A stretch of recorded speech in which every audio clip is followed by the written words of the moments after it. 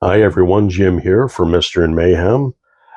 Today I'm just going to do a quick update on what I'm reading for Dr. November, and I'm going to do the next few books for that I'll probably be reading for the Read What You Own challenge. So I've been reading a little slow this week. I've only got two books in for this week. So I mean, if I want to get 50 books done for this Read What You Own challenge, I'm gonna have to step it up a little bit. But it's just time constraints. Just yeah, and I'm sure you can all understand that. But the first one I read for Dr. November and the beginning of the Read What You Own challenge was uh, The Girl in the Gondola by Edward S. Ahrens with the secret agent Sam Durrell. Now these were written in the 60s, right in the middle of Bond mania, probably, and these were really good. Like this one was really good. Um, he's a good writer. The characters are well written. It just the story draws you right in, but kind of the ending kind of fizzled out for me. Like there was two instances in this story where the main character Sam Durrell, he should have been involved in it, but he didn't. There was one instance where there was three of them: Sam Durrell, a girl, and an old man that they were both looking for an ex-freedom fighter, and they were being pinned down by a sniper.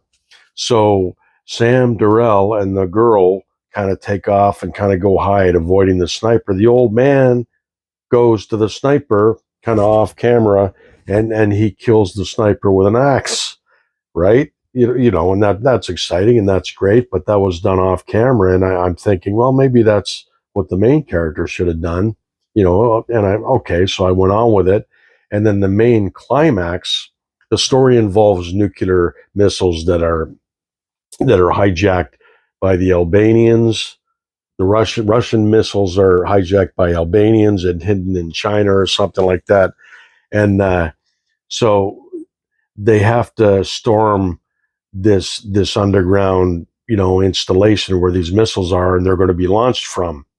But Durrell doesn't go near this installation. He's busy distracting the bad guys and getting the crap beaten out of him, while this old guy again, this ex-freedom fighter, off camera storms the underground installation and destroys the missiles. And it was a little disappointing. I'm thinking, well, if this was a Bond book, James Bond would have been first and foremost storming the installation. So I'm, yeah, it was a little strange. It was a little strange that he wasn't involved in the main part of it. And I'm hoping I'm going to read more of these because, I mean, for the most part, I did enjoy reading it, and I'm hoping that they get better plot wise. But maybe I'm expecting too much. I'm reading this and I'm expecting it to be like a James Bond story. So, I mean, we'll see. Um, the next one I'm reading, I'm not quite done, but I'm almost done. The John le Carre, The Spy Who Came In From the Cold. And I'm going to try not to say The Spy Who Loved Me, but The Spy Who Came In From the Cold. This is really good, man. He's such a good writer, and it just pulls you right in. The main character, Lemus, um, just a disheveled loner, and he's been beaten down, and yeah, he's a very good character you can kind of identify with, because he's just a regular guy for the most part. He was the guy who was the chief in Berlin in the Cold War, and he ran agents, double agents in Berlin, and they're each getting killed off. So the book begins with the last agent that he has getting killed as he's trying to cross the border, and Lemus, the main character, kind of watches this happen. Now, I got the impression that Lemus was very, he felt that deep down that this was the last agent, but I guess it could be interpreted both ways, where it didn't really affect him. He was more upset about having to leave his Berlin post because of that. But I got the impression that he was very upset at this, and it affected him deeply. So the rest of the story is him, um, kind of, I guess, getting his revenge, and his control his boss, wants him to go deep undercover and get the opposite side to kind of take him in and give secrets. And I'm not quite done yet, so I'll give a better review of it when I'm done. But I'm really enjoying it. He's I've never read him before, and I'm going to have to get all of his books now when the Read What You Own challenge is done. I bought in my last book haul before the challenge started. I got Smiley's People, so I'm going to have to get the rest of them because he's so good, and I've never, I have no excuse for not reading him before. So I'm really enjoying that, and I'm going to have to step up my pace because it's already almost the middle of November, and I have like 4 or 5 more spy novels to read. But I want to show you a few books that I plan to read for my Read What You Own challenge. I have a whole bunch of hard case crime novels that I bought over the years. Like, I love these books, just kind of a very cool concept. So Max Allan Collins wrote a series starting in the 70s with a character called Quarry. He's kind of a hitman, and they've been reprinted by Hard Case Crime. So I've got 6, I've got 9 of them. I think there's more in the series. I'm going to have to get the whole series, but what I have, I'm going to read.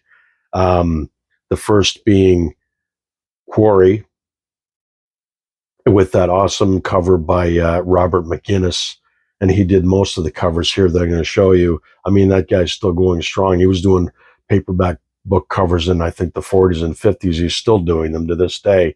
I mean, what a powerhouse artist he is. But that's the first in the series. I've actually read this. When I've read the first 2, I'm going to kind of reread them and then read the rest in the series that I have. So that's the first. The next one is, sorry about the glare on the cover, I'm right by the window, Quarry's Deal. And I won't read the synopsis for you. I'll go through them real quick just to show you the covers.